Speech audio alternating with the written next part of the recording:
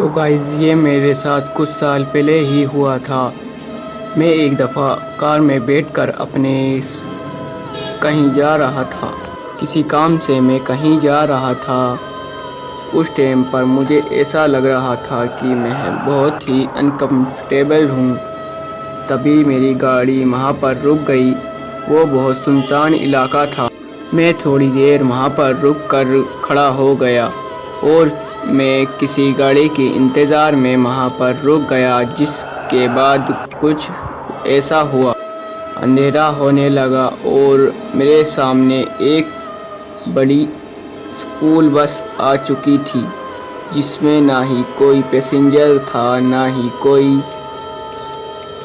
Driver था। लेकिन मैंने ड्राइवर को ना देखकर बहुत बड़ी गलती कर चुका था।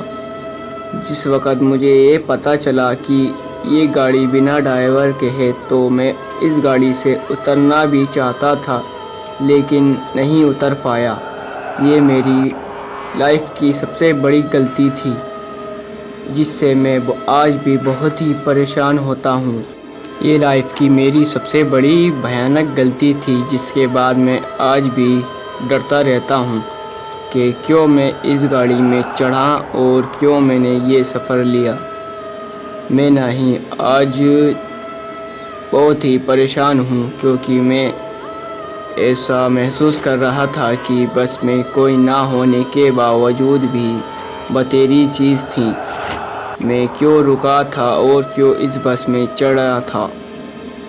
थोड़ी देर बाद मुझे पता चला कि मैं एक ऐसी जगह पर आ चुका हूँ जहाँ ही कोई नहीं रहता है। जिसके बाद मुझे पता चला कि वो बस भी किसी दिन एक्सीडेंट के। अब मैं उस जगह के बारे में सोच रहा था जहाँ पर मुझे ये बस छोड़कर जा चुकी थी। वो जगह इतनी भयंकर डरावनी थी कि मेरे सारे शरीर के रोंगटे खड़े हो चुके थे। जिसके बाद मैं अपने आप को महसूस नहीं कर पा रहा था।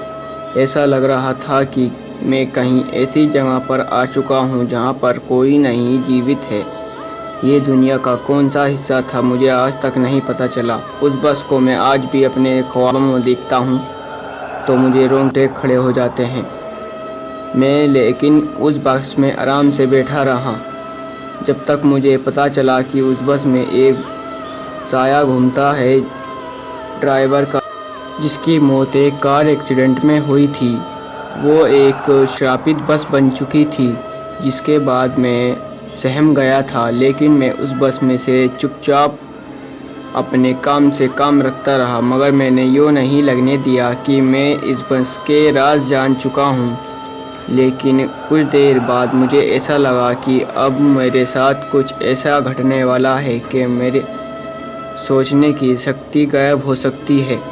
उस बस में ऐसे जीव चढ़ चुके थे जो मुझे बहुत डराने की कोशिश कर रहे थे। हाँ, ये वही जीव थे जो मुझे उस जगह पर मिले थे जहाँ पर ये बस रुकी थी।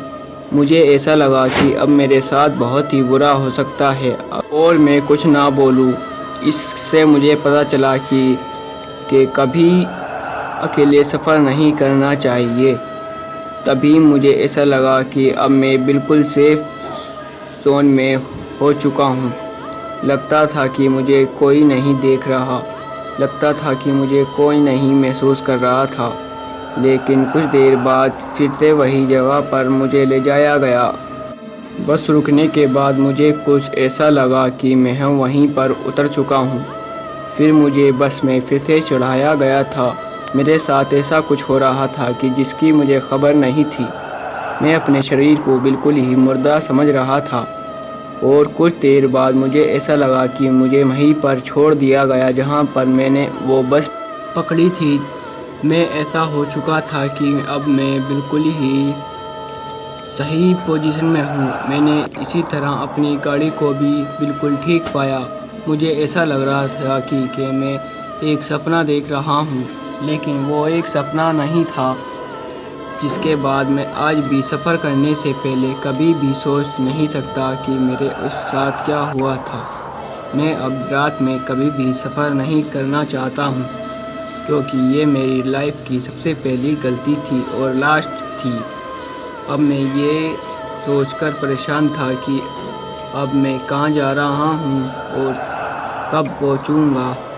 इसी तरह मुझे अपने घर जाना था, लेकिन मैं रास्ता लंबा होने के कारण बहुत ही देर से घर पहुँचा। मैं यही चाहता हूँ कि कभी भी अब मैं ये रात को सफ़र ना करूँ,